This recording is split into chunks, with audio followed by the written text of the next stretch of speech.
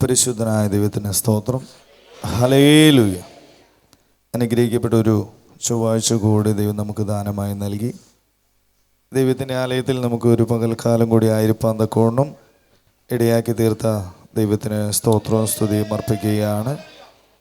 ദൈവസന്നിധിയിൽ ഓരോ ദിവസവും നമുക്ക് കടന്നു വരുവാനും ജീവനുള്ള ദൈവത്തെ നമുക്ക് ആരാധിപ്പാനും നമ്മുടെ ജീവിതത്തിൽ അനേകം അവസരങ്ങൾ നൽകിയ ദൈവത്തിന് സ്തോത്രം. ദൈവത്തെ ആരാധിക്കുവാൻ മാത്രമല്ല, നമ്മുടെ സമസൃഷ്ടികൾക്ക് വേണ്ടി ദൈവസന്നിധിയിൽ കരയുവാനും ദൈവസന്നിധിയിൽ പ്രാർത്ഥിപ്പാനും നമ്മെ തിരഞ്ഞെടുത്തുകൊണ്ട് ഈ തിരുസന്നിധിയിൽ കൊണ്ടുവന്നതായിട്ടുള്ള കൃപയ്ക്കായി നന്ദിയോടെ ദൈവത്തിന് സ്തോത്രം ചെയ്യുകയാണ്. നമ്മുടെ ജീവിതത്തിൽ യാതൊരു നന്മയും ശ്രേഷ്ഠതയും നമ്മിലില്ല. എല്ലാം ദൈവത്തിൻ്റെ കൃപ ഒന്നുകൊണ്ട് മാത്രമാണ് നമ്മൾ ഓരോരുത്തരും ദൈവസന്നിധിയിലായിരിക്കുന്നത്. നമുക്ക് പ്രശംസിപ്പാനോ പുകഴുവാനോ യാതൊന്നും നമ്മുടെ പക്കലില്ല. എല്ലാം ദൈവത്തിൻ്റെ ദാനം മാത്രമാണ്. ദൈവസന്നിധിയിൽ ആയിരിക്കുന്നതായിട്ടുള്ള ഓരോ ദിവസവും ഓരോ നിമിഷവും സകല മഹത്വവും ദൈവത്തിന് അർപ്പിച്ചുകൊണ്ട് ദൈവസന്നിധിയിലായിരിക്കാൻ ദൈവം നമ്മെ എല്ലാവരെയും സഹായിക്കുമാറാകട്ടെ. ഇന്ന് ദൈവത്തിൻ്റെ ആലയത്തിലേക്ക് കടന്നു വന്നതായിട്ടുള്ള എല്ലാവർക്കും സർവശക്തനായ ദൈവത്തിൻ്റെ നാമത്തിൽ സ്നേഹവന്ദനം അറിയിക്കുകയാണ്. നിങ്ങളിന്ന് നിങ്ങളുടെ ജോലി ഭാരങ്ങളെല്ലാം മറന്ന്, കുടുംബത്തിലെ പ്രയാസങ്ങളെല്ലാം മറന്ന് ഇന്ന് മറ്റുള്ളവർക്ക് വേണ്ടി ദൈവസന്നിധിയിൽ പ്രാർത്ഥിപ്പാൻ തക്കവണ്ണം നിങ്ങൾ കടന്നു വന്നിരിക്കുന്നു എങ്കിൽ ഇന്ന് നമ്മുടെ പ്രാർത്ഥന കേൾക്കുവാൻ സർവശക്തനായ ദൈവം നമ്മുടെ മധ്യത്തിലുണ്ട്. ഇന്ന് അസാധ്യമായ അനേക കാര്യങ്ങൾ ദൈവം നമുക്ക് സാധ്യമാക്കി നൽകുമാറാകട്ടെ. ദൈവസന്നിധിയിൽ പ്രാർത്ഥിച്ചതെല്ലാം ദൈവം ഇതുവരെയും നൽകി തന്നു. ഇന്നും നാം പ്രാർത്ഥിക്കുന്നതെല്ലാം നൽകി തരുവാൻ വിശ്വസ്തനായ ദൈവം നമ്മോട് കൂടെയുണ്ട്. എന്നാൽ നമ്മളെല്ലാവരും അവിശ്വസ്തരാണ്, അനുസരണം കെട്ടവരാണ്. എന്നാൽ അവിശ്വസ്തരായിരിക്കുന്ന നമ്മളെ വിശ്വസ്തരെ എണ്ണിക്കൊണ്ട് ദൈവത്തിൻ്റെ ആലയത്തിൽ ആക്കി വെച്ചതായിട്ടുള്ള കൃപയ്ക്കായി നന്ദിയോടെ ദൈവത്തിന് സ്തോത്രം ചെയ്യുകയാണ്. ഇന്ന് കടന്നു വന്നതായിട്ടുള്ള എല്ലാവരെയും ദൈവം ഒരിക്കൽ കൂടി അനുഗ്രഹിക്കുമാറാകട്ടെ. ഇന്നത്തെ പ്രാർത്ഥനകളെല്ലാം ദൈവത്തിന് പ്രസാദകരമായി തീരുവാൻ ദൈവം സഹായിക്കുമാറാകട്ടെ. ഇന്ന് ദൈവത്തിൻ്റെ ദൂതന്മാരെ ദേശങ്ങളിലേക്ക് അയച്ചുകൊണ്ട് ഇന്ന് വലിയവ ദൈവം പ്രവർത്തിക്കുമാറാകട്ടെ. നമ്മൾ പ്രാർത്ഥിച്ചതെല്ലാം ദൈവം നൽകി തന്നിട്ടുണ്ട്. ഇന്നും നാം പ്രാർത്ഥിക്കുന്നതെല്ലാം ദൈവം നമുക്ക് നൽകി തന്ന് അനുഗ്രഹിക്കുമാറാകട്ടെ. നമുക്കെല്ലാവർക്കും ഒരുമിച്ച് ദൈവത്തിനൊരു മഹത്വം കൊടുക്കാം. ഹല്ലേലൂയ. ദൈവസന്നിധിയിൽ നമുക്കൊരു വചനം വായിക്കാം. സെഖര്യാവിൻ്റെ പുസ്തകം 3-ാം അധ്യായം അതിൻ്റെ 2-ാമത്തെ വാക്യം നമുക്ക് വായിക്കാം. സെഖര്യാവിൻ്റെ പുസ്തകം 3-ാം അധ്യായം അതിൻ്റെ 2-ാമത്തെ വാക്യം. യഹോവ സാത്താനോട്, സാത്താനെ, യഹോവ നിന്നെ ബത്സിക്കുന്നു, യെരൂശലേമിനെ തിരഞ്ഞെടുത്തിരിക്കുന്ന യഹോവ തന്നെ നിന്നെ ബത്സിക്കുന്നു. ഇവൻ തീയിൽ നിന്ന് വലിച്ചെടുക്കപ്പെട്ട കൊള്ളിയല്ലയോ എന്ന് കൽപ്പിച്ചു. ഹല്ലേലൂയ. ഇവിടെ ഈ വചനം ദൈവസന്നിധിയിൽ നമ്മൾ ചില ആഴ്ചകൾക്ക് മുമ്പേ ചിന്തിച്ചതായിട്ടുള്ള വചനമാണ്. എന്നാൽ ഇന്ന് ദൈവം സംസാരിക്കുന്നതായിട്ടുള്ള വചനം നമ്മളെ ഓരോരുത്തരെയും ദൈവസന്നിധിയിൽ കൂടുതലായി ചേർത്ത് നിർത്തുവാനും ദൈവത്തിൻ്റെ രാജ്യം നാം പ്രാപിക്കേണ്ടതിനുമാണ്. അതിൻ്റെ അവസാന ഭാഗത്ത് ഇപ്രകാരം നാം വായിക്കുന്നു, ഇവൻ തീയിൽ നിന്ന് വലിച്ചെടുക്കപ്പെട്ടതായിട്ടുള്ള കൊള്ളിയല്ലയോ. ഹല്ലേലൂയ. നമ്മെ ദൈവം എവിടെ നിന്നാണ് വലിച്ചെടുത്തത് എന്ന് ചോദിച്ചാൽ തീയിൽ നിന്നാണ് ദൈവം നമ്മെ വലിച്ചെടുത്തത്. എന്തുകൊണ്ടാണ് ദൈവം അപ്രകാരം സംസാരിക്കുവാനുള്ള കാരണം എന്നുള്ളത് അതിൻ്റെ 1-ാമത്തെ വാക്യം നമുക്കൊന്ന് വായിക്കാം. അനന്തരം അവൻ എനിക്ക് മഹാപുരോഹിതനായ യോശുവ യഹോവയുടെ ദൂതന്റെ മുമ്പിൽ നിൽക്കുന്നതും സാത്താൻ അവനെ കുറ്റം ചുമത്തുവാൻ അവന്റെ വലതുഭാഗത്ത് നിൽക്കുന്നതും കാണിച്ചു തന്നു. അതിന്റെ താഴത്തെ വാക്യത്തിൽ യഹോവ സാത്താനോട്, സാത്താനെ, യഹോവ നിന്നെ ബത്സിക്കുന്നു, യെരൂശലേമിനെ തിരഞ്ഞെടുത്തിരിക്കുന്ന യഹോവ തന്നെ നിന്നെ ബത്സിക്കുന്നു. അപ്പോൾ എവിടെ നിന്നാണ് ദൈവം നമ്മെ വലിച്ചെടുത്തത്?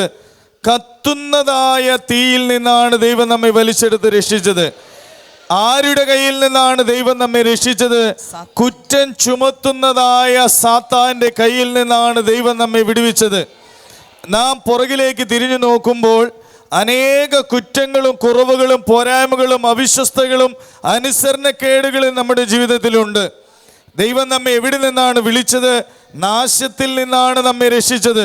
പാപത്തിൽ നിന്നാണ് ദൈവം നമ്മെ രക്ഷിച്ചത്. ശത്രുവിൻ്റെ കയ്യിൽ നിന്നാണ് ദൈവം നമ്മെ രക്ഷിച്ചത്. കത്തുന്ന തീയിൽ നിന്നാണ് ദൈവം നമ്മെ വലിച്ചെടുത്ത് രക്ഷിച്ചത്. കത്തുന്ന തീയിൽ നിന്ന് വലിച്ചെടുക്കുക എന്ന് വെച്ചാൽ ഒരിക്കലും പ്രയോജനമില്ലാത്തതായ, ഒരു കാലത്തും പ്രയോജനപ്പെടുത്തുവാൻ കഴിയാത്തതായിട്ടുള്ള ആ കൊള്ളികളാണ് നമ്മൾ ഓരോരുത്തരും. എന്നാൽ നമ്മുടെ പാപങ്ങളെ ദൈവം ക്ഷമിച്ചു, നമ്മുടെ ശാപത്തെ ദൈവം ക്ഷമിച്ചു, നമ്മുടെ ജീവിതത്തിൽ വരുവാനിരിക്കുന്നതായിട്ടുള്ള എല്ലാ പ്രതിസന്ധികളിൽ നിന്നും ദൈവം നമ്മെ വിടുവിച്ചു. കത്തിപ്പോകേണ്ടതായിട്ടുള്ള നമ്മെ കത്തിപ്പോകാതെ വണ്ണം ദൈവം നമ്മെ കാത്തു പരിപാലിച്ചു. ശത്രു അനേക കുറ്റങ്ങൾ നമ്മെ ചുമത്തിയിട്ടും ശത്രുവിൻ്റെ ഇഷ്ടത്തിന് വിട്ടുകൊടുക്കാതെ വണ്ണം സർവശക്തനായ ദൈവം നമ്മെ സ്നേഹിച്ചത്, ദൈവം നമ്മെ രക്ഷിച്ചത് ദൈവത്തിന് പ്രയോജനമുള്ളവരായി തീരേണ്ടതിന് വേണ്ടിയാണ്. എന്നാൽ ഇന്ന് ദൈവസന്നിധിയിൽ നാം ശോധന ചെയ്യേണ്ടത്, കത്തുന്ന തീയിൽ നിന്നും ദൈവം നമ്മെ വലിച്ചെടുത്ത് രക്ഷിച്ചിട്ട് ശത്രു അനേക പ്രാവശ്യം വാദിച്ചിട്ടും അനേക പ്രാവശ്യം നമ്മെ കുറ്റം ചുമത്തിയിട്ടും ശത്രുവിൻ്റെ കയ്യിലേക്ക് വിട്ടുകൊടുക്കാതെ വണ്ണം നമ്മെ കൺമണി പോലെ കാത്തു പരിപാലിച്ച് രക്ഷിച്ചിട്ട് നാം ദൈവത്തിന് എന്താണ് കൊടുത്തിട്ടുള്ളത്? നാം ദൈവത്തിന് എന്താണ് പ്രയോജനമുള്ളവരായി തീർന്നിട്ടുള്ളത്? എവിടെ നിന്നാണ് ദൈവം നമ്മെ രക്ഷിച്ചത്? കഴിഞ്ഞ ആഴ്ചയിൽ ദൈവം സംസാരിച്ചു. ആവർത്തന പുസ്തകം 4-ാം അധ്യായം അതിൻ്റെ 20-ാമത്തെ വാക്യത്തിൽ ഇപ്രകാരം വായിക്കുന്നു. ആ വാക്യം മാത്രം നമുക്കൊന്ന് വായിക്കാം. ആവർത്തന പുസ്തകം 4-ാം അധ്യായം അതിന്റെ 20-ാമത്തെ വാക്യം. നിങ്ങളെ ഇന്നുള്ളതുപോലെ തനിക്ക് അവകാശ ജനമായിരിക്കേണ്ടതിന് യഹോവ തിരഞ്ഞെടുത്ത് മിസ്രയീം എന്ന ഇരുമ്പുലയിൽ നിന്ന് പുറപ്പെടുവിച്ചു കൊണ്ടുവന്നിരിക്കുന്നു. ഇവിടെ വായിച്ചത് യഹോവ ഇന്നുള്ളതുപോലെ തനിക്ക് സ്വന്തം ജനമായി അവകാശമുള്ള ജനമായി തീരേണ്ടതിന്. നാം ഒരു നാളിൽ നിലവിളിക്കുന്നവരായിരുന്നു. ഇസ്രായേൽ മക്കളെ കുറിച്ച് നാം വായിക്കുന്നു, എൻ്റെ ജനത്തിന്റെ കഷ്ടത ഞാൻ കണ്ടു, അവരുടെ നിലവിളി ഞാൻ കേട്ടു, അവരെ രക്ഷിപ്പാൻ ഞാനിതാ താഴ്ന്നിറങ്ങി വന്നിരിക്കുന്നു. അപ്പോൾ എവിടെ നിന്നാണ് ദൈവം നമ്മെ രക്ഷിച്ചത്? അനേക കഷ്ടങ്ങളിൽ കിടന്നവരാണ് നമ്മളെല്ലാവരും. അനേക പ്രാവശ്യം നിലവിളിച്ചവരാണ് നമ്മളെല്ലാവരും. അനേക പ്രാവശ്യം കണ്ണുനീരോടുകൂടെ ദൈവസന്നിധിയിൽ പ്രാർത്ഥിച്ചവരാണ് നമ്മളെല്ലാവരും. എന്നാൽ നമ്മുടെ കഷ്ടത കാണുവാൻ, നമ്മുടെ കണ്ണുനീർ കാണുവാൻ, നമ്മുടെ വേദനകൾ മാറ്റുവാൻ, നമ്മെ രക്ഷിപ്പാൻ, അടിമത്തത്തിൽ നിന്ന് നമ്മെ വിടുവിപ്പാൻ ഈ ലോകത്തിൽ ആരും നമുക്കുണ്ടായിരുന്നില്ല. എന്നാൽ സർവശക്തനായ ദൈവം, നമ്മെ സ്നേഹിക്കുന്നവനായ ദൈവം, നമ്മെ കണ്ടവനായ ദൈവം, നമ്മെ പേർ വിളിച്ചവനായ ദൈവം അബ്രഹാമിനോട് ചെയ്തതായിട്ടുള്ള വാഗ്ദത്തം പ്രകാരം ഈ അന്ത്യകാലത്തിൽ ദൈവം നമ്മെ രക്ഷിച്ചത് അവന് പ്രയോജനമുള്ളവരായി തീരേണ്ടതിന് വേണ്ടിയാണ്. അടിമത്തത്തിലായിരിക്കുന്ന ഇസ്രായേൽ മക്കളെ, കഷ്ടത അനുഭവിക്കുന്നതായിട്ടുള്ള ഇസ്രായേൽ മക്കളെ, നിലവിളിക്കുന്നതായിട്ടുള്ള ഇസ്രായേൽ മക്കളെ, അനേക കഷ്ടങ്ങൾ അനുഭവിച്ചുകൊണ്ട് നടക്കുന്നതായ ഫറവോന്റെ പീഡനത്തിന് അടിമകളായി ഇരിക്കുന്നതായിട്ടുള്ള ഇസ്രായേൽ മക്കളെ അവിടെ നിന്ന് രക്ഷിക്കേണ്ടതിന്, ഇരുമ്പുലയിൽ നിന്നും രക്ഷിക്കേണ്ടതിന് സർവശക്തനായ ദൈവം തൻ്റെ ദാസനായ മോശയിൽ കൂടെ അവരെ രക്ഷിച്ചു കൊണ്ടുവന്നു. എന്തിനു വേണ്ടി എന്ന് ചോദിച്ചാൽ വാഗ്ദത്ത ദേശം പ്രാപിക്കേണ്ടതിന്. ഈ വാക്യം ഒരിക്കൽ കൂടി നമുക്ക് വായിക്കാം. നിങ്ങളെ ഇന്നുള്ളതുപോലെ തനിക്ക് അവകാശ ജനമായിരിക്കേണ്ടതിന് യഹോവ തിരഞ്ഞെടുത്ത് മിസ്രയീം എന്ന ഇരുമ്പുലയിൽ നിന്ന് പുറപ്പെടുവിച്ചു കൊണ്ടുവന്നിരിക്കുന്നു. അപ്പോൾ തിരഞ്ഞെടുത്തത് ദൈവമാണ്. എന്തിനു വേണ്ടിയാണ് തിരഞ്ഞെടുത്തത്? തനിക്ക് അവകാശമുള്ള ജനമായിരിക്കേണ്ടതിന്. നാം പാടാറുണ്ട്, യഹോവ ദൈവമാം വിശുദ്ധ ജാതി നാം, അവൻ അവകാശമാം ജനം നാം. എന്നാൽ നാം പാടിയതുപോലെയാണോ എന്നുള്ളത് നമ്മൾ ഓരോരുത്തരും ദൈവസന്നിധിയിൽ ശോധന ചെയ്യേണ്ടതാണ്. യഹോവ നമ്മുടെ ദൈവമാണോ? നമ്മുടെ ദൈവം പറഞ്ഞതുപോലെയാണോ നാം അനുസരിച്ച് നടക്കുന്നത്? ദൈവത്തിൻ്റെ ഇഷ്ടമാണോ നാം ചെയ്യുന്നത്? ദൈവത്തെയാണോ നാം ആരാധിക്കുന്നത്? ദൈവത്തെയാണോ നാം അനുസരിക്കുന്നത്? അതെല്ലാം നമ്മൾ ശോധന ചെയ്യണം. യഹോവ ദൈവമാം വിശുദ്ധ ജാതി നാം, എവിടെ നിന്നാണ് ദൈവം നമ്മെ രക്ഷിച്ചത് എന്ന് നമ്മൾ ഓർക്കുന്നവരായിരിക്കണം. നമ്മൾ അശുദ്ധരാകുന്നു, നമ്മൾ അനുസരണം കെട്ടവരാകുന്നു. എന്നാൽ യേശുവിൻ്റെ രക്തം സകലവിധ പാപവും പോക്കി നമ്മെ ശുദ്ധീകരിക്കുന്ന പുണ്യാഹ രക്തത്താലാണ് അവൻ നമ്മെ വിലയ്ക്ക് വാങ്ങിയത്. യഹോവ ദൈവമാം, വിശുദ്ധ ജാതി നാം, അവൻ അവകാശമാൻ ജനം നാം. അവൻ്റെ അവകാശമാക്കി ദൈവം നമ്മെ തീർത്തു.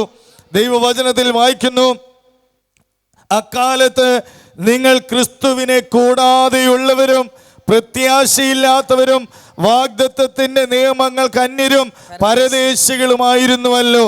എന്നാൽ നമ്മെ സ്നേഹിച്ചതായിട്ടുള്ള മഹാസ്നേഹ നിമിത്തം അതിക്രമങ്ങളാൽ മരിച്ചവരായിരുന്ന നമ്മെ ക്രിസ്തുവിനോടുകൂടെ ജീവിപ്പിച്ചു.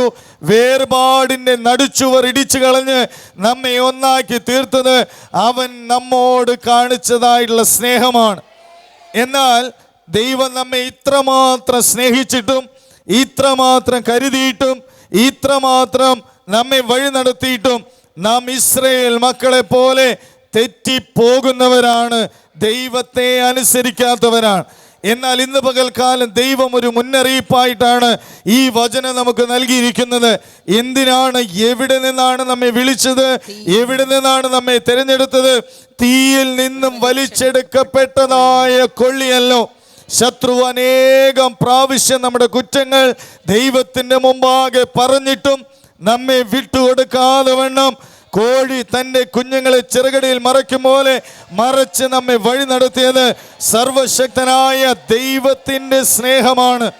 എന്നാൽ ദൈവം വിളിച്ച് വേർതിരിച്ചതായിട്ടുള്ള ഇസ്രായേൽ മക്കൾ, അടിമത്തത്തിൽ നിന്ന് കൊണ്ടുവന്നതായിട്ടുള്ള ഇസ്രായേൽ മക്കൾ, ശത്രുവിൻ്റെതായിട്ടുള്ള പീഡനത്തിൽ നിന്ന് രക്ഷിച്ചു കൊണ്ടുവന്നതായിട്ടുള്ള ഇസ്രായേൽ മക്കൾ, ഇരുമ്പൊലയിൽ നിന്ന് കൊണ്ടുവന്നതായിട്ടുള്ള ജനം വഴിയിൽ വെച്ച് നശിച്ചു പോകുവാനിടയായി തീർന്നു. കാരണം എന്താകുന്നു എന്ന് ചോദിച്ചാൽ, ദൈവത്തെ ആരാധിക്കുവാനോ, ദൈവത്തെ സ്നേഹിക്കുവാനോ, ദൈവത്തെ അനുഗമിക്കുവാനോ, ദൈവത്തിൻ്റെ വഴിയിൽ കൂടി നടക്കുവാനോ, ദൈവം പറഞ്ഞതനുസരിക്കുവാനോ അവരുടെ ജീവിതത്തിൽ കഴിയാത്തത് കൊണ്ടാണ്. എന്നാൽ ദൈവം ഇന്ന് നമ്മോട് സംസാരിക്കുന്നത് നാം അപ്രകാരമായി തീരാതിരിക്കേണ്ടതിനു വേണ്ടി.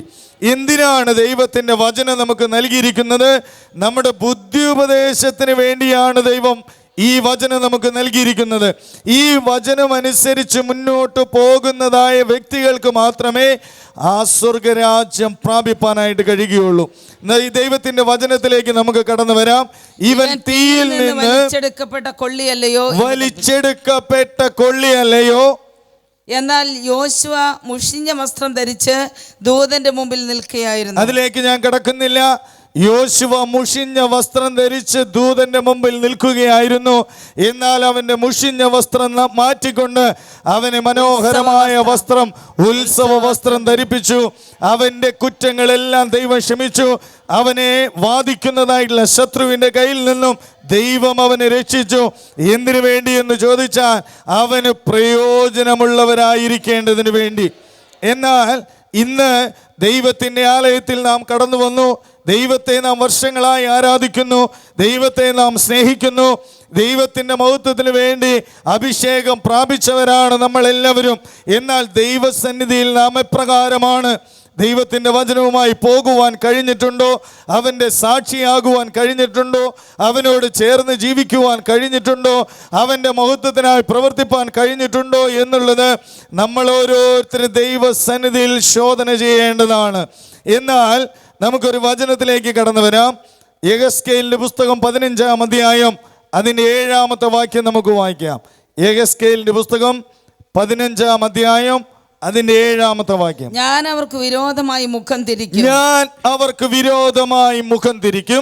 തീയിൽ നിന്ന്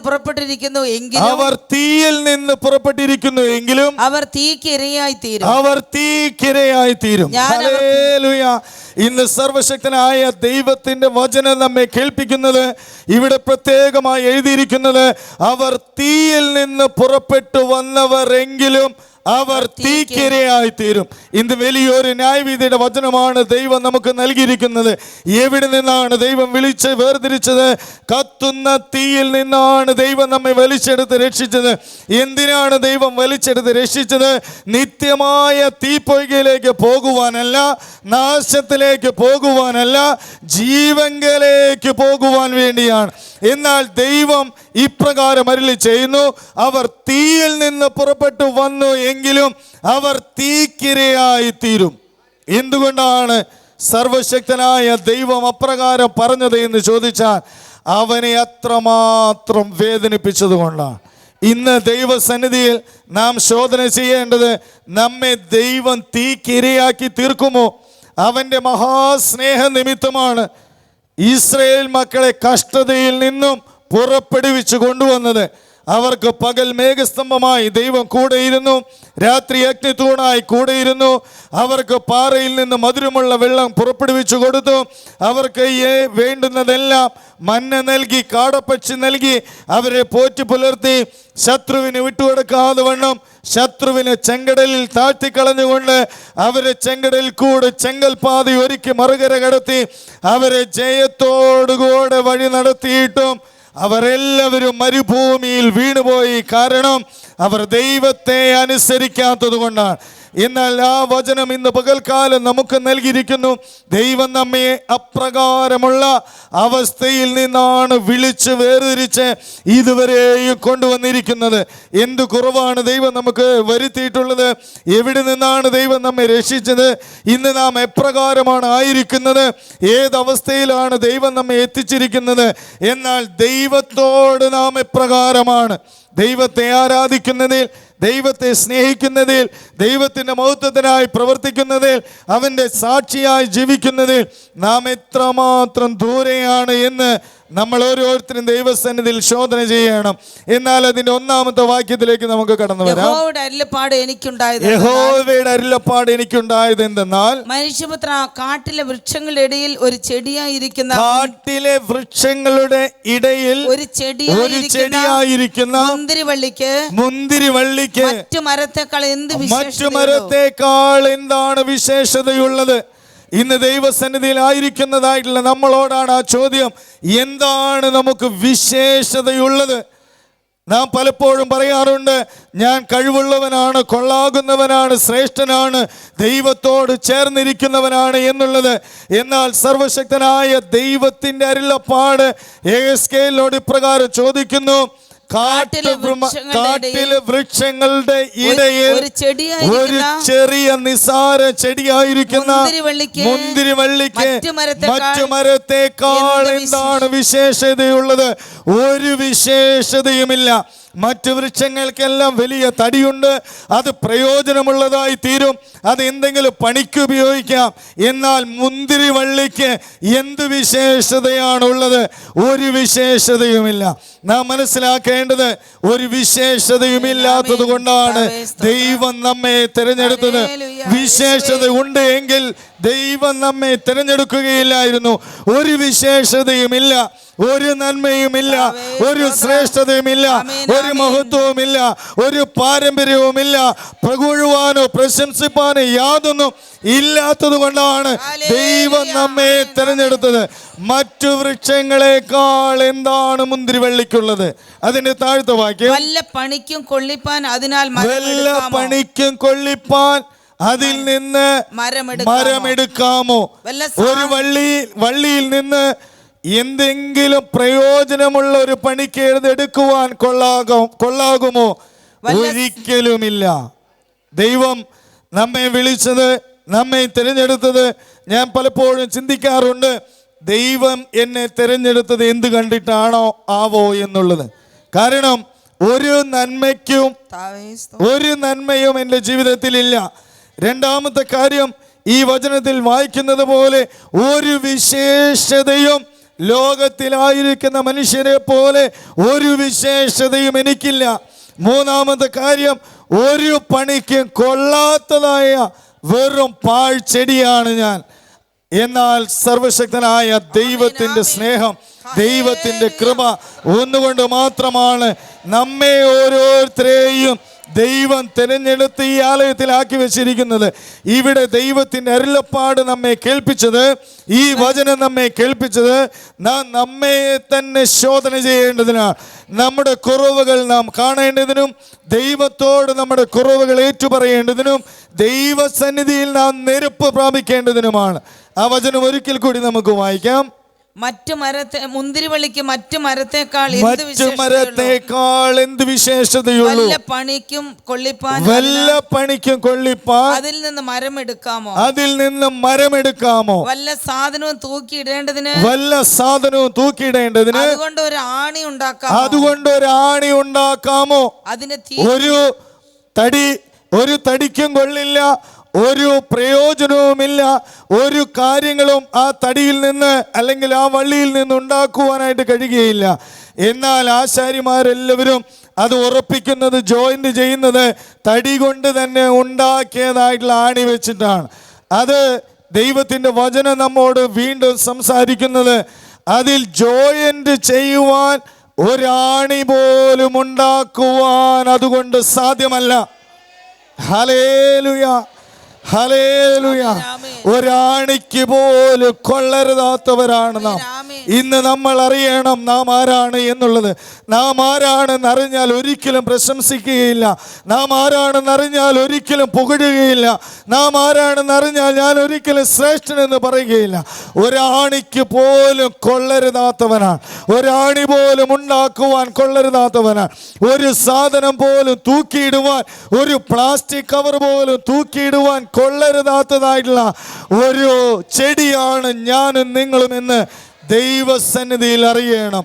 ഒരാണി ഉണ്ടാക്കുവാനോ അതിലെന്തെങ്കിലും തൂക്കിയിടുവാനോ കഴിയുമോ? ഒരിക്കലും കഴിയുകയില്ല. അതിനെ തീക്കിരയായി കൊടുക്കുന്നു, അതിനെ തീക്കിരയാക്കി കൊടുക്കുന്നു. തീ അതിന്റെ രണ്ടറ്റവും ദഹിപ്പിച്ചിരിക്കുന്നു. അതിന്റെ നടുമുറിയും വെന്തിരിക്കുന്നു. ഇനി അത് വല്ല പണിക്കും കൊള്ളുമോ? ദൈവവചനം നമ്മെ പഠിപ്പിക്കുന്നത് ഒരു കാര്യങ്ങളും അതിൽ നിന്നുണ്ടാക്കുവാൻ സാധ്യമല്ല. രണ്ട്, ഒരാണി പോലും ഉണ്ടാക്കുവാൻ എന്തെങ്കിലും തൂക്കിയിടുവാനോ അതിന് സാധ്യമല്ല. മാത്രമല്ല ഒരു പണിക്കും അതിന് കൊള്ളാകുന്നതല്ല. അതിൻ്റെ രണ്ടറ്റവും കത്തിപ്പോയിരിക്കുന്നു, അതിൻ്റെ നടുഭാഗവും കത്തിപിടിച്ച് കേടുവന്നിരിക്കുന്നു. ഇനി അതിനെന്താണ് പ്രയോജനമുള്ളത്? അപ്രകാരമായിരുന്നതായിട്ടുള്ള നമ്മയാണ്, കാട്ടൊലിവായിരുന്ന നമ്മെ, ഹല്ലേലൂയ, കാട്ടൊലിവായിരുന്ന നമ്മെ നാട്ടൊലിവോടൊട്ടിച്ച് ചേർത്തത് അവൻ്റെ സ്നേഹം ഒന്നുകൊണ്ട് മാത്രമാണ്. നമുക്ക് പുകഴുവാനൊന്നുമില്ല. ജീവനില്ലാതെ ചത്തുപോയതായിട്ടുള്ള നമ്മെ, രണ്ടറ്റവും കത്തിപ്പോയതായിട്ടുള്ള നമ്മെ, നടുഭാഗം കത്തുപിടിച്ചതായിട്ടുള്ള നമ്മെ ആ തീയെല്ലാം കെടുത്തി കളഞ്ഞുകൊണ്ട് വിശേഷമായ മരത്തോട്, ഹല്ലേലൂയ, ഒലിവ് വൃക്ഷത്തോട് ചേർത്ത് കാട്ടൊലിവായിരുന്ന നമ്മെ നാട്ടൊലിവോടൊട്ടിച്ചത് സർവശക്തനായ ദൈവത്തിൻ്റെ സ്നേഹം ഒന്നുകൊണ്ട് മാത്രമാണ്. എന്നാൽ അപ്രകാരം ചെയ്തിട്ടും ദൈവത്തിന് കീഴ്പ്പെടാതെ, ദൈവത്തെ അനുസരിക്കാതെ, ദൈവത്തിൻ്റെ ഇഷ്ടം ചെയ്യാതെ നീ പോയാൽ, അതാണ് അതിൻ്റെ താഴത്തെ വാക്യത്തിൽ പറയുന്നത്. 7-ാമത്തെ വാക്യത്തിൽ, അവർ തീയിൽ നിന്ന് പുറപ്പെട്ടിരിക്കുന്നു, എങ്കിലും അവർ തീക്കിരയായി തീരും. അവർ നേരെ മുഖം തിരിക്കും. ഹല്ലേലൂയ. അവരുടെ നേരെ ഞാൻ മുഖം തിരിക്കും. നീ മാനസാന്തരപ്പെട്ടില്ല എങ്കിൽ, ദൈവത്തെ നീ അനുസരിച്ചില്ല എങ്കിൽ, ദൈവത്തെ നീ സ്നേഹിച്ചില്ല എങ്കിൽ, ദൈവത്തിൻ്റെ ഇഷ്ടം നമ്മൾ ചെയ്തില്ല എങ്കിൽ തീക്കിരയായി തീരുമെന്ന് സർവശക്തനായ ദൈവമാണെന്ന് പകൽക്കാലം നമ്മോട് സംസാരിക്കുന്നത്. അപ്പോൾ ഒന്നിനും പ്രയോജനമില്ലാത്തതായ നമ്മെ തിരഞ്ഞെടുത്ത് ദൈവസന്നിധിയിൽ നിലനിർത്തിയെങ്കിൽ, ദൈവത്തിൻ്റെ ആലയത്തിൽ നമ്മെ നിർത്തിയെങ്കിൽ, ദൈവത്തിൻ്റെ ആലയത്തിൽ ആരാധിക്കുവാനും, ദൈവത്തിൻ്റെ ആലയത്തിൽ ശുശ്രൂഷകൾ ചെയ്യുവാനും, ദൈവത്തിൻ്റെ ആലയത്തിൽ കടന്നു വരുവാനും, അനേകരെ ദൈവത്തിൻ്റെ ആലയത്തിലേക്ക് കൊണ്ടുവരുവാനും ദൈവം നമ്മെ ആക്കി വെച്ചത് ആദ്യ വിശ്വാസം അവസാനത്തോളം മുറുകെ പിടിക്കുവാനാണ്. ദൈവത്തിൻ്റെ വചനം പഠിപ്പിക്കുന്നു, നീ ഏതിൽ നിന്ന് വീണിരിക്കുന്നു എന്നോർത്ത് മാനസാന്തരപ്പെട്ട് ആദ്യത്തെ പ്രവൃത്തികളെ നീ ചെയ്യുക.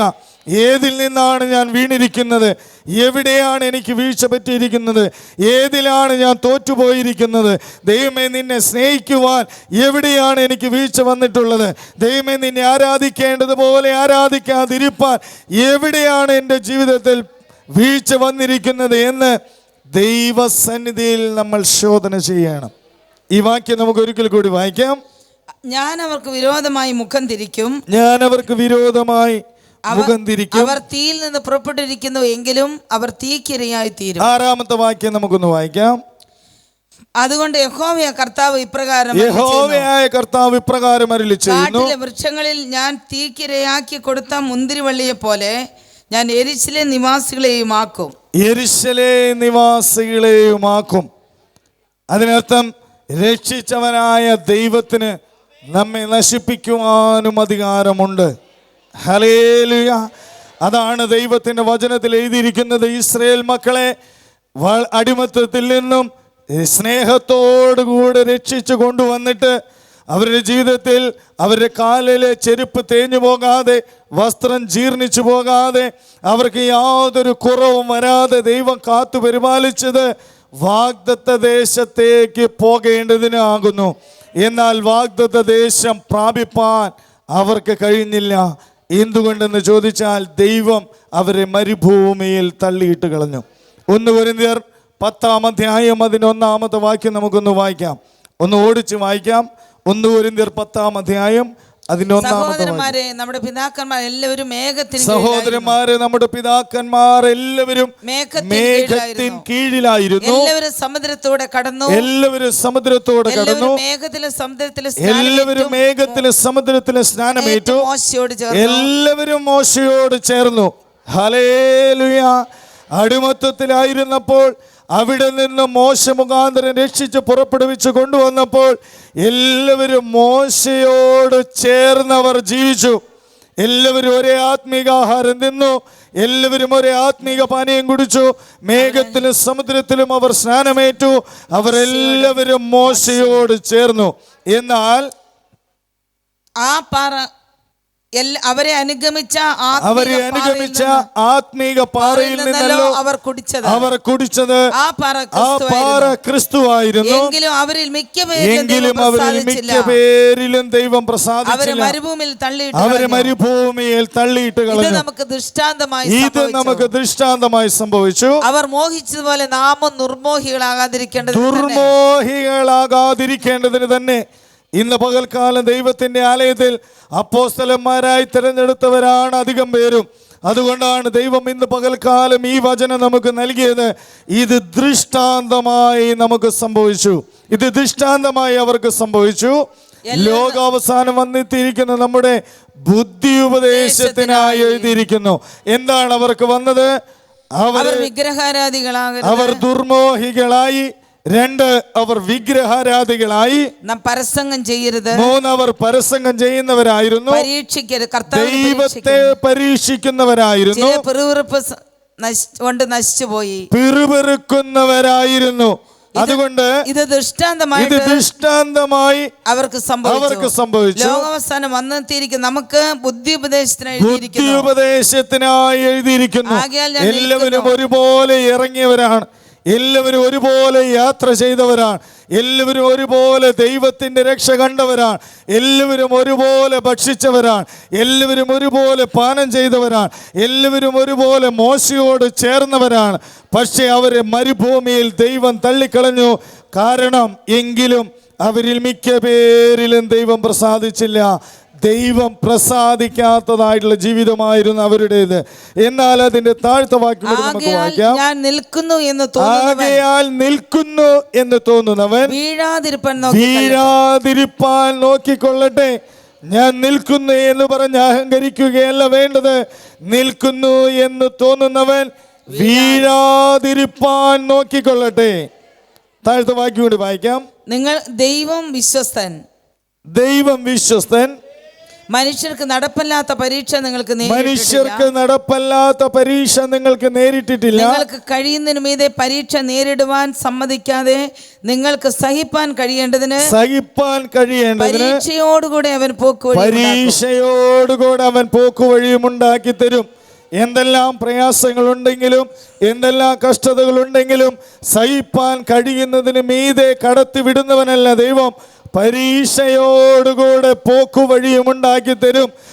ദൈവം പരീക്ഷ നമ്മുടെ ജീവിതത്തിലേക്ക് വരുമ്പോൾ ദൈവത്തോട് പിറുപിറുക്കാതെ, ദൈവത്തോട് മത്സരിക്കാതെ, ദൈവത്തെ പരീക്ഷിക്കാതെ, ദൈവത്തെ തള്ളിപ്പറയാതെ ദൈവത്തോട് ചേർന്ന് നാം ജീവിക്കുമ്പോൾ പരീക്ഷയോടുകൂടെ അവൻ പോക്കുവഴിയും ഉണ്ടാക്കി തരും. അല്ലാതിരുന്നാൽ നാം നാശത്തിലേക്ക് പോകുമെന്ന് ദൈവത്തിൻ്റെ വചനം വളരെ വ്യക്തമായിട്ട് നമ്മെ പഠിപ്പിക്കുന്നു. ഇവിടെ എല്ലാവരും മേഘത്തിൻ കീഴിലായിരുന്നു, എല്ലാവരും സമുദ്രത്തോടെ കടന്നു, എല്ലാവരും മേഘത്തിലും സമുദ്രത്തിലും സ്നാനമേറ്റു, എല്ലാവരും മോശയോട് ചേർന്നു, ഒരേ ആത്മീക ആഹാരം തിന്നു, ഒരേ ആത്മീക പാനീയം കുടിച്ചു. അവരെ അനുഗമിച്ച ആത്മീക പാറയിൽ നിന്നല്ലോ അവർ കുടിച്ചത്. ആ പാറ ക്രിസ്തുവായിരുന്നു. എങ്കിലും മിക്ക പേരിലും അവൻ പ്രസാദിച്ചില്ല. ഈ ലോകത്തിൽ ആരെ വേണമെങ്കിലും നമുക്ക് പ്രസാദിപ്പിക്കാം, പക്ഷെ ദൈവത്തെ പ്രസാദിപ്പിക്കുവാൻ സാധ്യമല്ല. ദൈവത്തെ പ്രസാദിപ്പിക്കണമെങ്കിൽ ഹൃദയങ്ങളെ ശോധന ചെയ്യുന്ന ദൈവത്തിൻ്റെ മുമ്പാകെ നാം ദൈവത്തോട് ചേർന്ന് ജീവിക്കുന്നവരായിരിക്കണം. എന്നാൽ ഇവരെല്ലാവരെയും മരുഭൂമിയിൽ തള്ളിക്കളഞ്ഞു. എന്നാൽ സംഖ്യാപുസ്തകം 26-ാം അധ്യായം അതിൻ്റെ 63-ാമത്തെ വാക്യം നമുക്ക് വായിക്കാം. 26-ാം അധ്യായം അതിൻ്റെ 63 മുതൽ 65 വരെയുള്ള വാക്യം. എരീഹോവിന്റെ സമീപത്തെ യോർദാൻ അരികെ മോവാബ് സമഭൂമിയിൽ വെച്ച് ഇസ്രായേൽ മക്കളെ എണ്ണിയപ്പോൾ മോശയും പുരോഹിതനായ ഏലയാസരും എണ്ണിയവർ ഇവർ തന്നെ. വായിക്കാം. എന്നാൽ മോശയും അഹരോൻ മോശയും ഏലിയാസറും എണ്ണിയവർ ഇവർ തന്നെ. എന്നാൽ മോശയും അഹരോൻ പുരോഹിതനും സീനായി മരുഭൂമിയിൽ വെച്ച് ഇസ്രായേൽ മക്കളെ എണ്ണിയപ്പോൾ അവർ എണ്ണിയവരിൽ ഒരുത്തനും ഇവരുടെ കൂട്ടത്തിലുണ്ടായിരുന്നില്ല. അവർ മരുഭൂമിയിൽ വെച്ച് മരിച്ചു പോകുമെന്ന് യഹോവ അവരെ കുറിച്ച്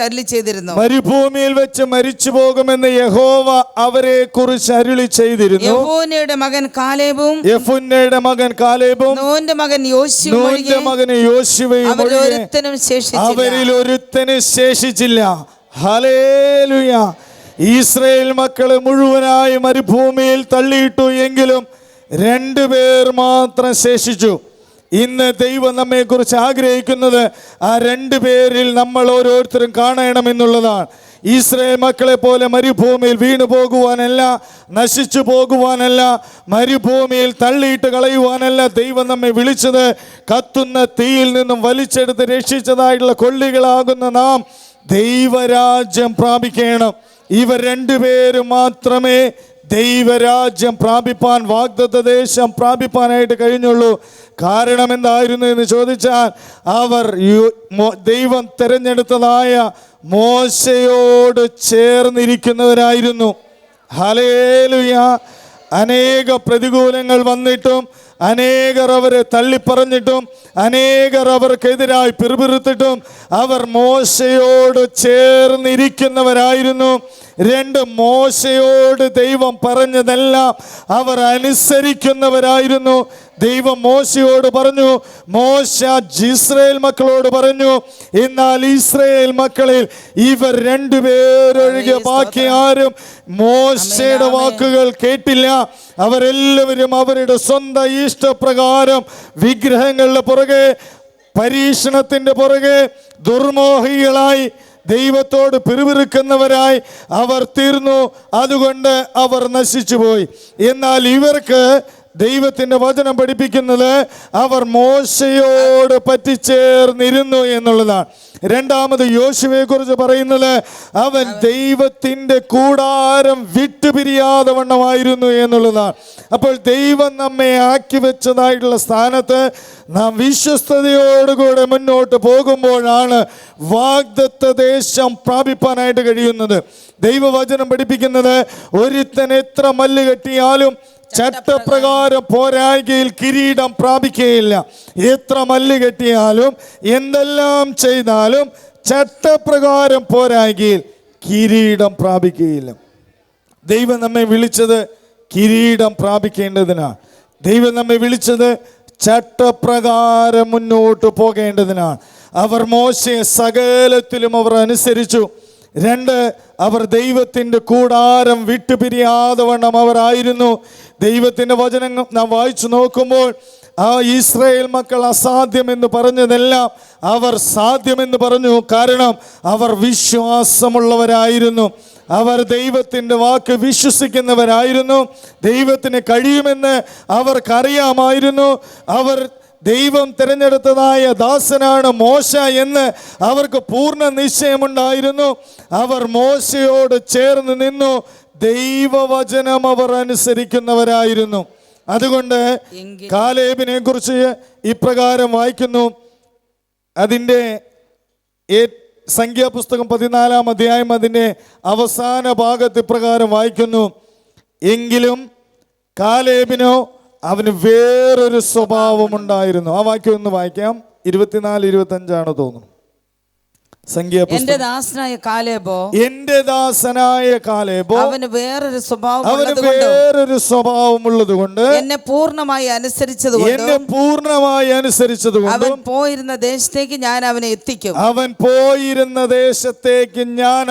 അവന്റെ സന്തതി അത് കൈവശമാക്കും. ആ വാക്യം തുടക്കത്തിൽ ഒന്ന് വായിക്കാം. എന്റെ ദാസനായ കാലേബോ അവന് വേറൊരു സ്വഭാവം ഉള്ളതുകൊണ്ട്. ഇവിടെ ദൈവമാണ് പറയുന്നത്, മോശയല്ല പറയുന്നത്, ഇസ്രായേൽ മക്കളല്ല പറയുന്നത്, അവനോട് കൂടെയുള്ള ആരുമല്ല പറയുന്നത്. സർവശക്തനായ ദൈവമാണ് അവനെ കുറിച്ച് പറയുന്നത്. എൻ്റെ ദാസനായ കാലേബോ. ഇന്ന് ദൈവം നമ്മെ കുറിച്ച് എന്ത് പറയും? ദൈവം നമ്മെ അത്ഭുതകരമായി വഴി നടത്തി അനേക കഷ്ടങ്ങളിൽ നിന്ന് വിടുവിച്ചു. ഇന്ന് ദൈവത്തിൻ്റെ ദാസനെന്ന്, ദൈവത്തിൻ്റെ മകനെന്ന്, ഞാൻ തിരഞ്ഞെടുത്തതായ എന്നെ സ്നേഹിക്കുന്ന എൻ്റെ പ്രിയ മകനെന്ന് നമ്മെക്കുറിച്ച് പറയുവാനിടയുണ്ടോ? ഇവിടെ ദൈവം അവനെക്കുറിച്ച് പറയുന്നു, എൻ്റെ ദാസനായ കാലേബോ അവന് വേറൊരു സ്വഭാവം. ഈ സ്വഭാവം നമ്മോട് കൂടെയുണ്ടെങ്കിൽ അക്കരെ കടക്കുവാൻ സാധ്യമല്ല. ഇന്ന് സകല മനുഷ്യർക്കും ഒരു സ്വഭാവമുണ്ട്. ആ സ്വഭാവത്തോടുകൂടി ജീവിച്ചാൽ ദൈവരാജ്യം പ്രാപിപ്പാൻ സാധ്യമല്ല. വേറൊരു സ്വഭാവം ഉണ്ടായിരിക്കണം. ലോകത്തോട് ചേരാതെ, മറ്റുള്ള മനുഷ്യരോട് ചേരാതെ, സർവശക്തനായ ദൈവത്തോട് ചേർന്ന്, മോശയോട് ചേർന്ന്, ദൈവവചനം അനുസരിച്ച് ദൈവത്തിൻ്റെ ആലയത്തോട് ചേർന്നിരുന്ന് മുന്നോട്ട് പോയാൽ ദൈവം പറയും, എൻ്റെ ദാസനായ കാലേബോ. ആ വാക്യം ഒരിക്കൽ കൂടി വായിക്കാം. എന്റെ ദാസനായ കാലേബോ അവന് വേറൊരു സ്വഭാവമുള്ളതുകൊണ്ട് എന്നെ പൂർണ്ണമായി അനുസരിച്ചതുകൊണ്ടും അവൻ പോയിരുന്ന ദേശത്തേക്ക് ഞാൻ അവനെ എത്തിക്കും. നമ്മളെല്ലാവരും അക്കരയ്ക്ക് യാത്ര ചെയ്യുവാൻ വിളിക്കപ്പെട്ടവരാണ്. അക്കരയ്ക്ക് യാത്ര ചെയ്തുകൊണ്ടിരിക്കുന്നതായിട്ടുള്ള മക്കളാണ് നമ്മൾ ഓരോരുത്തരും. എന്നാൽ അവൻ പോകുവാൻ ആഗ്രഹിച്ചതായിട്ടുള്ള സ്ഥലത്തേക്ക് ഒരിക്കൽ കൂടി വായിക്കാം. എന്റെ ദാസനായ കാലേബോ വേറൊരു സ്വഭാവമുള്ളത് കൊണ്ട് എന്നെ പൂർണ്ണമായി അനുസരിച്ചതുകൊണ്ട് പോയിരുന്ന ദേശത്തേക്ക് ഞാൻ അവനെ എത്തിക്കും. അവന്റെ സന്തതി അത് ഹല്ലേലൂയ. അവൻ പോയിരുന്ന ദേശത്തേക്ക് ഞാൻ അവനെ എത്തിക്കും. നമ്മളെല്ലാവരും യാത്ര ചെയ്യുന്നവരാണ്. എന്നാൽ ഇടവഴിയിൽ വെച്ച് വീണു പോകുവാൻ ഇടവരരുത്. ദൈവവചനം പഠിപ്പിക്കുന്ന നിൽക്കുന്നു എന്ന് തോന്നുന്നവൻ വീഴാതിരിപ്പാൻ സൂക്ഷിച്ചു കൊള്ളട്ടെ. ആ എങ്ങനെയുള്ളവരെയാണ് ദൈവം തിരഞ്ഞെടുത്തത്? ഒരു പ്രയോജനവുമില്ലാത്തതായിട്ടുള്ള നമ്മയാണ്. അതെന്തിനു വേണ്ടിയാണ്? തീയിൽ നിന്ന് വലിച്ചെടുത്തത് തീക്കിരയായി തീരുവാനല്ല, തീയിൽ നിന്ന് വലിച്ചെടുത്തത് വാഗ്ദത്ത ദേശം പ്രാപിക്കേണ്ടതിന് വേണ്ടി. അതിനുവേണ്ടി നാം എന്ത് ചെയ്യണം? എൻ്റെ ദാസനായ കാലേബോ അവൻ വേറൊരു സ്വഭാവമുള്ളതുകൊണ്ട്, അവൻ എന്നെ പൂർണ്ണമായി അനുസരിച്ചതുകൊണ്ടും അവൻ പോയിരുന്ന സ്ഥലത്തേക്ക് ഞാൻ അവനെ എത്തിക്കും. ഹല്ലേലൂയ. അപ്പോൾ എത്തിക്കുന്നത് ദൈവമാണ്. എനിക്ക് കരുണ തോന്നണമെന്നുള്ളവനോട് കരുണ തോന്നുകയും എനിക്ക് കനിവ് തോന്നണമെന്നുള്ളവനോട് കനിവ് തോന്നുകയും ചെയ്യുന്നു. അപ്പോൾ എത്തിക്കുന്നത് ദൈവമാണ്. വേറൊരു സ്വഭാവം വേണം, ദൈവത്തെ പൂർണ്ണമായി അനുസരിക്കുകയും വേണം. അപ്രകാരം നാം മുന്നോട്ട് പോയാൽ അവൻ ആഗ്രഹിച്ച സ്ഥലത്ത് ഞാൻ അവനെ എത്തിക്കും. മാത്രമല്ല അവന്റെ സന്തതി അത് അവന്റെ കൈവശമാക്കും. സന്തതിയും അത് കൈവശമാക്കും. ഹല്ലേലൂയ. എന്നെ സ്നേഹിച്ച് എൻ്റെ കൽപ്പനകൾ പ്രമാണിക്കുന്നവർക്ക് 1000 തലമുറ വരെ ഞാൻ ദയ കാണിക്കുന്ന ദൈവമാകുന്നു. അബ്രഹാമിനോട് വാഗ്ദത്തം ചെയ്തതാണ് ഈസഹാക്കിൽ നിവൃത്തിയായത്. ഈസഹാക്കിനോട് വാഗ്ദത്തം ചെയ്തതാണ് യാക്കോബിന് നിവൃത്തിയായത്. അതുപോലെ ദൈവം വാഗ്ദത്തം നൽകിയതായ ദൈവത്തിൻ്റെ ആലയമാണ് ഈ പ്രാർത്ഥനാലയം. ദൈവം വാഗ്ദത്തം ചെയ്ത് വിളിച്ചു വേർതിരിച്ച ദൈവത്തിൻ്റെ ദാസനോട് വാഗ്ദത്തം ചെയ്തതിൻ്റെ ഫലമായിട്ടാണ് നമ്മൾ ഓരോരുത്തരും ഇന്ന് ദൈവത്തിൻ്റെ ആലയത്തിലായിരിക്കുന്നത്. നമ്മുടെ കഴിവ് കൊണ്ടല്ല, ദൈവത്തിൻ്റെ കൃപ ഒന്നുകൊണ്ട് മാത്രം. വേറൊരു സ്വഭാവമുണ്ടെങ്കിൽ, പൂർണ്ണമായി അവനെ അനുസരിക്കുന്നുവെങ്കിൽ, ദൈവത്തോട് ചേർന്ന് നീ ജീവിക്കുന്നുവെങ്കിൽ, മോശയോട് ചേർന്ന് നീ ജീവിക്കുന്നുവെങ്കിൽ, അവൻ്റെ കൂടാരം വിട്ടുപിരിയാതെ വണ്ണം മുന്നോട്ട് പോകുന്നുവെങ്കിൽ വാഗ്ദത്ത ദേശത്തേക്ക് അവൻ എത്തിക്കും. മാത്രമല്ല തലമുറകളെയും കൂടെ അവിടേക്ക് എത്തിക്കുന്നവനാണ് ഈ വലിയവനായ ദൈവം. ഹല്ലേലൂയ. നമ്മെ വിളിക്കുന്നവൻ വിശ്വസ്തനാകുന്നു. അവൻ അത് നിവർത്തിപ്പാൻ ശക്തനാകുന്നു. ഒരിക്കലും പിന്മാറുകയല്ല വേണ്ടത്, ഒരിക്കലും പുറകിലേക്ക് നോക്കുകയല്ല വേണ്ടത്, ഒരിക്കലും മറ്റുള്ളവരെ പോലെ നാം ആയിത്തീരുകയല്ല വേണ്ടത്. നാം നോക്കേണ്ടത് വിശ്വാസത്തിന്റെ നായകനും പൂർത്തി വരുത്തുന്നവനുമായ യേശുവിനെയാണ് നമ്മൾ നോക്കേണ്ടത്. യേശുവിനെ നോക്കുന്നവർക്ക് മാത്രമേ സ്വർഗരാജ്യം പ്രാപിപ്പാനായിട്ട് കഴിയുകയുള്ളൂ. ഒരു മനുഷ്യനെ നോക്കിയാലും അവിടേക്ക് എത്തുകയില്ല. ദൈവത്തെയാണ് നാം നോക്കേണ്ടത്. നാം അനുസരിക്കേണ്ടത് ദൈവത്തെയാണ്. നാം ആരാധിക്കേണ്ടത് ദൈവത്തെയാണ്. നാം ചേർന്നിരിക്കേണ്ടത് ദൈവത്തോടാണ്, ദൈവത്തിൻ്റെ ആലയത്തോടാണ്, ദൈവത്തിൻ്റെ ദാസനോടാണ്. അപ്രകാരം ചേർന്ന് മുന്നോട്ട് പോകുമ്പോൾ വാഗ്ദത്ത ദേശം പ്രാപിപ്പാനായിട്ട് കഴിയും. അല്ല എങ്കിൽ നാം ഇത്ര നാളും ആരാധിച്ചത് വ്യർത്ഥമായി പോകും. നാം ഇത്രയും നാൾ ആരാധിച്ചത്, ഇരുമുലയിൽ നിന്ന് ദൈവം നമ്മെ രക്ഷിച്ചു കൊണ്ടുവന്നത് മരുഭൂമിയിൽ തള്ളിക്കളയുവാനല്ല, വാഗ്ദത്ത ദേശം പ്രാപിക്കേണ്ടതിനാണ്. യോശുവയും കാലേബും ഒഴികെ ബാക്കി ആരും വാഗ്ദത്ത ദേശത്തെത്തിയില്ല. കാരണം വേറെ സ്വഭാവം അവരുടെ ജീവിതത്തിൽ ഉണ്ടായിരുന്നില്ല. ദൈവത്തെ അനുസരിക്കുന്ന ഒരു മനോഭാവം ഉണ്ടായിരുന്നില്ല. ദൈവത്തോട് ചേർന്നിരിക്കുന്ന ഒരു മനോഭാവം അവർക്കുണ്ടായിരുന്നില്ല. ഇന്ന് ദൈവം നമ്മെ ഈ വചനം നൽകിയിരിക്കുന്നത് യോശുവയും കാലേബിനെയും പോലെ വാഗ്ദത്ത ദേശം പ്രാപിക്കേണ്ടതിനാണ്. ദൈവം നമ്മെ വിളിച്ചത് മറ്റൊന്നിനുമല്ല. ദൈവം നമ്മെ തിരഞ്ഞെടുത്തത് ദൈവത്തിന് പ്രയോജനമുള്ളവരായി തീരേണ്ടതിനാണ്. കത്തി നശിച്ചു പോയതായ നമ്മെ, ഒരിക്കലും രക്ഷപ്പെടാത്തതായിട്ടുള്ള നമ്മെ ദൈവം തിരഞ്ഞെടുത്തത് നിത്യമായ സ്വർഗത്തിന് അവകാശികളായി തീരേണ്ടതിന് വേണ്ടി. യോശുവയും കാലേബിനെയും പോലെ, മോശയെ പോലെ ദൈവരാജ്യം പ്രാപിക്കേണ്ടതിന്, ദൈവം തിരഞ്ഞെടുത്തതായിട്ടുള്ള അപ്പോസ്തലന്മാരെ പോലെ, ദൈവം തിരഞ്ഞെടുത്തതായ ദൈവത്തിൻ്റെ ദാസനെ പോലെ ആ സ്വർഗരാജ്യം പ്രാപിക്കേണ്ടതിന് വേണ്ടിയാണ് ദൈവം നമ്മെ തീയിൽ നിന്നും വലിച്ചെടുത്ത് കൊണ്ടുവന്നിരിക്കുന്നത്. അതൊരിക്കലും തീക്കിരയായി തീരാതെ വണ്ണം ദൈവമേ നിനക്ക് പ്രയോജനമുള്ളവരായിരിക്കാൻ എന്നെ സഹായിക്കണമേ. കഴിഞ്ഞൊരു വർഷം നമ്മെ വിട്ട് കടന്നുപോയി. ദൈവത്തിൻ്റെ ഇഷ്ടം ചെയ്യുവാൻ നമുക്ക് കഴിഞ്ഞിട്ടില്ല. നമ്മുടെ ജീവിതത്തിൽ അനേകം വീഴ്ചകളും കുറവുകളും വന്നു. ദൈവത്തെ ആരാധിക്കുന്നതിൽ വന്നു, ദൈവവേലയിൽ വന്നു, സുവിശേഷത്തിൽ വന്നു, പ്രാർത്ഥനയിൽ കുറവ് വന്നു, ദൈവവചനം വായിക്കുന്നതിൽ കുറവ് വന്നു, ദൈവത്തോട് ചേർന്നിരിക്കുന്നതിൽ കുറവ് വന്നു. പെറുപെറുക്കുന്നവരായി, ദുർമോഹികളായി, പരസംഗം ചെയ്യുന്നവരായി, പെറുപെറുക്കുന്നവരായി, പരീക്ഷിക്കുന്നവരായി നമ്മൾ തീർന്നു. എങ്കിലും കർത്താവ് നമ്മെ തീക്കിരയാക്കി കൊടുക്കാതെ ഇതുവരെ നിലനിർത്തി.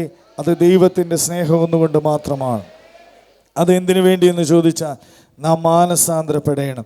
ഏതിൽ നിന്ന് വീണിരിക്കുന്നു എന്നോർത്ത് മാനസാന്തരപ്പെട്ട് ആദ്യത്തെ പ്രവൃത്തികളെ നാം ചെയ്യുന്നവരായിരിക്കണം. ആദ്യ വിശ്വാസം അവസാനത്തോളം നാം മുറുകെ പിടിക്കുന്നവരായിരിക്കണം. ഇനി ഒരിക്കലും പുറകിലേക്ക് പോകുവാൻ നമ്മുടെ ജീവിതത്തിൽ ഇടവരരുത്. പിന്മാറിപ്പോകുവാൻ നമ്മുടെ ജീവിതത്തിൽ ഇടവരരുത്. ദൈവത്തെ അനുസരിച്ച്, ദൈവത്തെ ആരാധിച്ച്, ദൈവത്തിൻ്റെ വാക്കുകളെ കേട്ട്, ദൈവത്തിൻ്റെ ആലയത്തോട് ചേർന്ന് ദൈവനാമത്തിൻ്റെ മഹത്വത്തിനായി ഏക മനസ്സോടുകൂടെ, ഏകാത്മാവോടുകൂടെ വാഗ്ദത്ത ദേശത്തിലേക്ക് വിളിക്കപ്പെട്ടവരാകുന്നു എന്ന് മനസ്സിലാക്കിക്കൊണ്ട്, ഈ യാത്രയിൽ ദൈവം മാത്രമേ നമ്മോട് കൂടെയുള്ളൂ എന്ന് മനസ്സിലാക്കിക്കൊണ്ട് ദൈവത്തോട് പറ്റിച്ചേർന്ന് ദൈവത്തെ അനുസരിച്ച് മുന്നോട്ട് പോകുവാൻ സർവശക്തനായ ദൈവം നമ്മെ സഹായിക്കുമാറാകട്ടെ. നമുക്ക് എല്ലാവർക്കും മുഴങ്ങാലിൽ നിൽക്കാം. യാത്ര ചെയ്യും ഞാൻ ക്രൂശെ നോക്കി, യുദ്ധം ചെയ്യും ഞാൻ യേശുവിനായി, ജീവൻ വച്ചിടും രക്ഷകനായി, അന്ത്യശ്വാസം വരെയും ജീവൻ വച്ചിടും രക്ഷകനായി, അന്ത്യശ്വാസം വരെയും. ഞെരുക്കത്തിനപ്പം ഞാൻ തിന്നെന്നാലും, കഷ്ടത്തിൽ കണ്ണുനീർ കുടിച്ചാലും, ദേഹി ദുഃഖത്താൽ ക്ഷയിച്ചെന്നാലും, എല്ലാം പ്രതികൂലമായെന്നാലും, യാത്ര ചെയ്യും ഞാൻ ക്രൂശെ നോക്കി, യുദ്ധം ചെയ്യും ഞാൻ യേശുവിനായി, ജീവൻ വച്ചിടും രക്ഷകനായി, അന്ത്യശ്വാസം വരെയും ജീവൻ വച്ചിടും രക്ഷകനായി, അന്ത്യശ്വാസം വരെയും. ഹല്ലേലൂയ. ദൈവസന്നിധിയിൽ നമുക്ക് സമർപ്പിച്ച് പ്രാർത്ഥിക്കാം.